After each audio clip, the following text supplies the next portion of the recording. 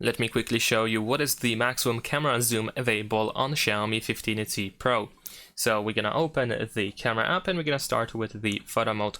In here, if we want to zoom all the way in, as you can see, we have 100x available, which is pretty huge.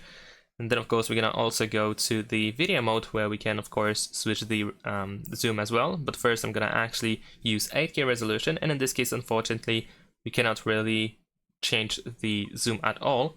In the case of 4K 30 frames per second, we can zoom up to 15x.